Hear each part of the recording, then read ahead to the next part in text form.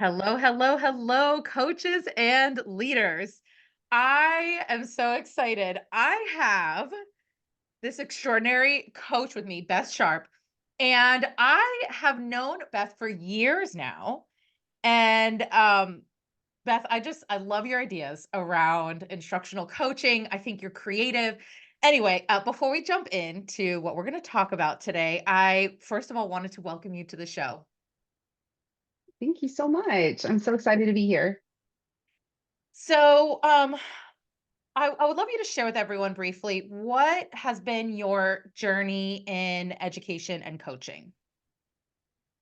Oh, wow. So, my journey in education actually started in elementary. So, my background is entirely elementary. And I quickly realized that I was ready to grow and move up the chain of grade levels. And so, I moved into secondary and taught for several years, seventh and eighth grade English. And then I knew at some point in time between mentoring teachers and coaching teachers, just impromptuly or being voluntold, so to speak, that I really enjoyed the work of coaching other teachers, mentoring them, guiding them through the whole education process of what good teaching looks like. Mhm. And recently, I was given an opportunity where a door opened for me in my current district and got to try out this really unique position where we are creating the platform of coaching, which is not your usual instructional coaching style. So I'm super excited. Yeah, so you're really in the creation within your district. So you haven't stepped into this like already created program. You're creating it. Yeah, we are creating it. There are six coaches, three elementary, three secondary, and we also actually eight coaches, and we have two spec ed coaches. Mhm. And we are just growing the foundation of what our program is supposed to look like. And it is Mhm. unique because we are pulling from various different books and podcasts and avenues. And it's really great to just research out, including the whole educator. And so we're just including stuff from different avenues to really make our program fly. Yeah, I love that. I love the work you do. And something that really sticks out to me as part of your character is you love growing. Like you're always like, I loved doing that. That challenged me. And I think it's fantastic. And it's not often um people like actively tell me, thank you for helping me grow. That was hard and I appreciate that. So I just want you to know I appreciate that about you.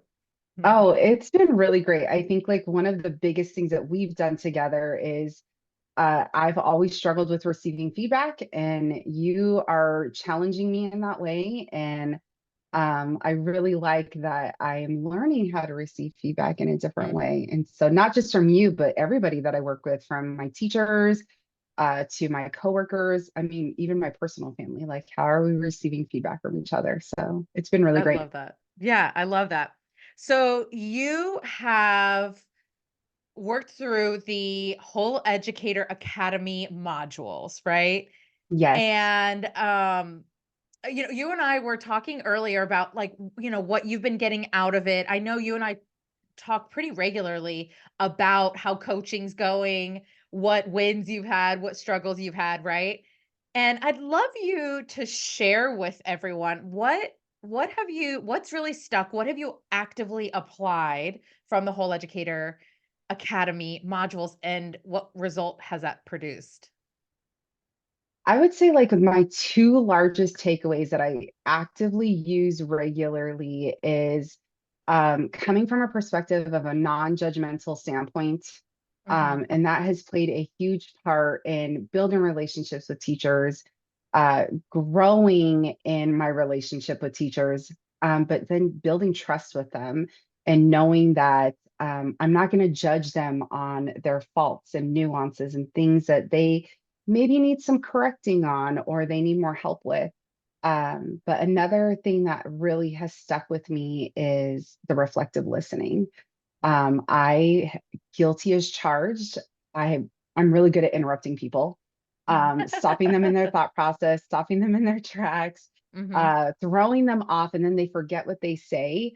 But at the same time, I'm not. I wasn't listening. I wasn't listening to everything that they had to say. And by the time we were done with their conversation, they would ask me a question. I really didn't know how to answer it because I wasn't listening to their thought process because I was stuck with my own thoughts in my head. Mhm. And so those are the two areas that I have just kind of latched onto and have run with. Mhm. I love that. Okay, so these are a couple things. I'm gonna be really straight about this. When I start working with people, and I'm curious if this is the way for you. People report they say, "I used to think I wasn't judgmental. I used to think I was a good listener." Was Yeah. that for you? Like, you Oh, for used to think sure. that, and then you were Oh, like, "Oh, wait, hold on." 100%. I used to think that I was a really great listener and that people could lean on me and come to me for advice or whatever that it was that they needed. Um, but I quickly realized after hearing from you and going through our own peer coaching academy in our district that I am a horrible listener.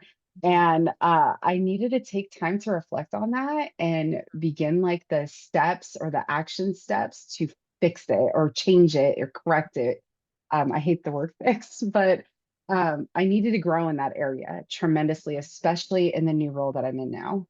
Yeah, so I just wanna point out that a term for that is blind spot. So when we think, we're good at something and we're just going on our merry way being like, "Mm, well, I'm good at that," right? Like, why would I take a course in listening if I'm already a good listener?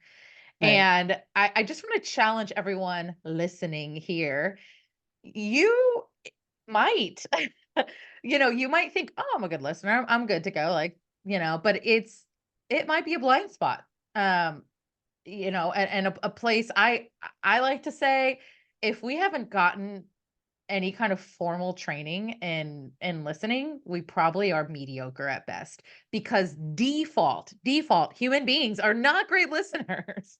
We very naturally listen to our own thoughts, evaluations, interpretations, judgments, assessments in our head. We're thinking about the next thing we're going to say much more often than we are actually listening to the words of someone coming out of someone else's mouth. 100%. 100%. I found myself just usually caught up in my own thoughts Mhm. 99% of the time. Mhm. But now I find myself like really queuing in. And more often than not, people will find me jotting down notes while I'm Mhm. talking to them because I have found that as a really great coping mechanism for me to be a good reflective listener is if I'm writing down what they're telling me.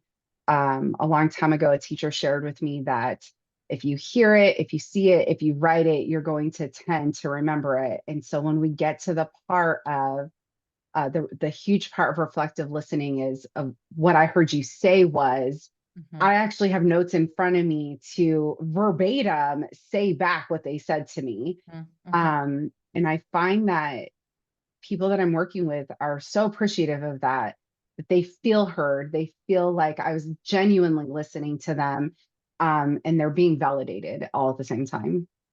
What results has this produced in your coaching? Like, when people feel validated and feel heard, how does that improve your ability to support them? Oh, it is huge. I feel like it is more impactful on their growth than it Mhm. is mine. Mhm. Because we're not only growing in relationship and we're trusting more and more as I become more of a reflective listener, Mhm. that I see their growth being impacted. We're moving through goals. We're hitting our targets. We are um, just being overall successful in what they're doing, regardless of what the target is. If we're working on something with behavior management, or if we're working on a specific teaching strategy, we're making it to a success point. And then they turn around and they're like, I want more. What are we doing next? And that has been really exciting. I love that. I was sharing about reflective listening recently with someone, and they were like, if you're just repeating back what someone's saying, what's the point? They were like a total skeptic. They're like, what are we doing here? What's going to change? What's different? Why are we doing this? Yeah. Isn't that There's a funny? point. There's a Yeah. definitive Yeah. point. Yeah, totally. I love my skeptics. Um, so okay, good. And then the other thing I want to hit on was what you're saying, you learn to be non-judgmental. Mhm. So my question is how were you before? Like what did you need to shift about yourself? I think I had the mentality of like, I could quickly go in and fix if I Mhm. poured out all of my expertise and knowledge. Mhm. And while in some situations that might work really well, but I'm finding it more and more working with teachers that we're trying to make them a professional in their tact. And so we're trying to bring them through an awareness process. And if I'm constantly telling them what to do or controlling the conversation with my expertise and knowledge, are they ever really learning? Mm. And so, with that, we're going in and instead of saying, you did this wrong, you did that wrong, this needs to be fixing, you can't teach that way. We're really changing the narrative of how we speak to them. I noticed you did X, Y, and Z. I wonder if, Mhm. and move on in that pattern of non-judgment. And now it comes across as I'm genuinely um, curious about what they think about it as opposed to what I think about it. Mhm. But on the flip side of that, I also had to quickly realize that my mindset and understanding of what a classroom is supposed to look like is not everybody's mindset of what a classroom looks like.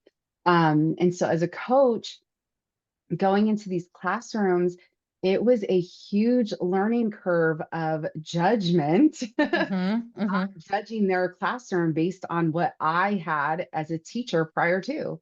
Mhm. And so I had to stop that conversation I was having in my head every time I stepped into a classroom and Mhm. be more open minded that there is more than just my classroom out there and stop judging other Mhm. people's classrooms compared to mine. Uh, Mhm. that they don't all look the same at No. all. No. So there was a huge learning curve when it came to judgment and realizing Mhm. it is okay if your classroom, if there's a lull of noise happening in your classroom. It is okay for you to speak this way to your students. And maybe that wasn't how I did it. Mhm. It is okay if you use that callback as opposed to the one that I would use. And Mhm. so it was a big deal for me. And Mhm. so now I have this new vocabulary, not just learning from you, but from various different podcasts and books and things that I've read and learned along the way, that our vocabulary is huge. And the tone of Mhm. voice that we use could either come across very judgmental Mhm. or not. Mhm. Yeah, yeah, and yeah, again, it could be a blind spot. Those of you listening could be like, "I'm not judgmental, like, I'm good to go," right? Everyone thinks they're non-judgmental. Really look at I love that you said our vocabulary, is there judgment laced in it, and we don't even realize it.